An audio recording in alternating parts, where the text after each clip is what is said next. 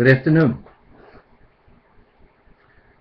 We are approaching Lag BaOmer.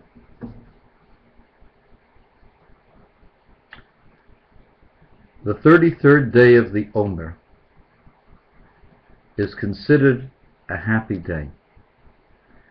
And in Israel, 500,000 people visit the gravesite of Rabbi Shimon Bar Yochai.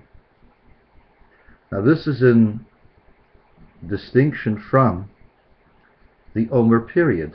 The Omer period is a period of seriousness, semi-mourning. We don't marry, we don't buy new things, we don't say Shehechianu. The reason for that is because during that period 24,000 of the students of Rabbi Shimon Bar Yochai, of Rabbi Akiva, died. Why did they die? Because it says, Lo nohagu kavod ze bo ze. They did not honor each other.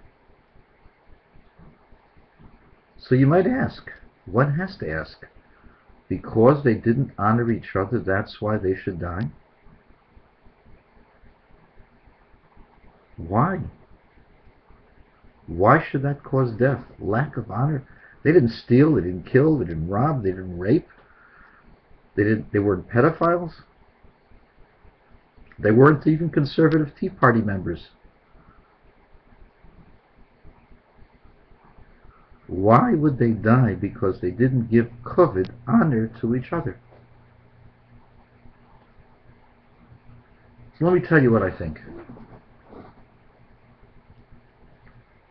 A Jewish soul is connected with the Torah.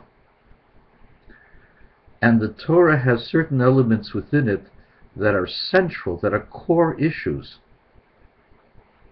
And if you miss those core issues, you're missing the lifeblood of the Torah within your soul.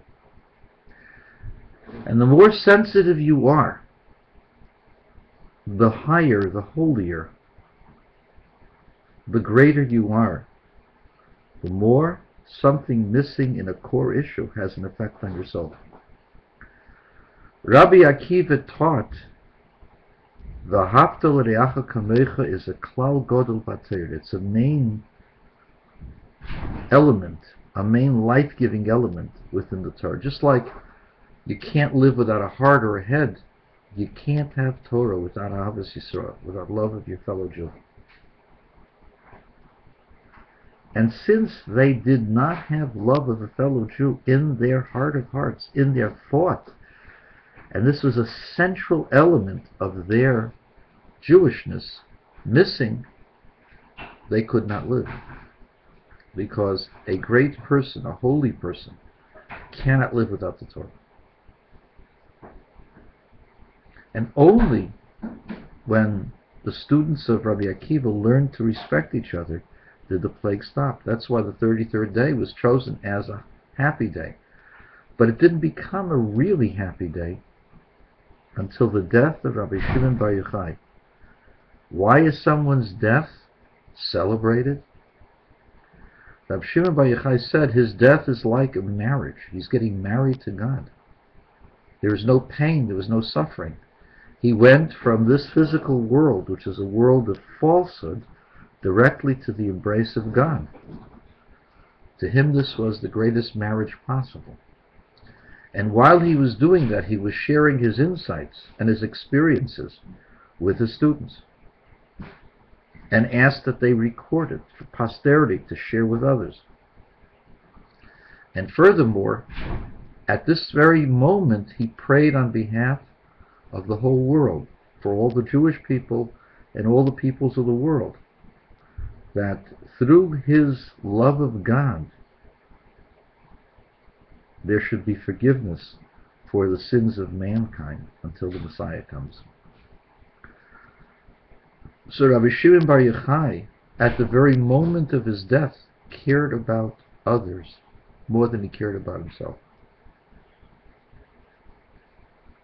And that puts the central part of loving your fellow in the right perspective, that this is a major element. You can't forget about your fellow, even when you're in the most private, the most sensitive, the most awesome moment of your life and existence. You're sharing your life with somebody else so that they can do the same thing. You're sharing your insights. You're sharing your heart, your mind, and your being with all of Israel. Ahavas Yisrael. And that's why the 33rd day of the Omer, Lag BaOmer, is celebrated. Because, in the words of Rabbi Shimon, this is his wedding with God. And everybody loves a wedding.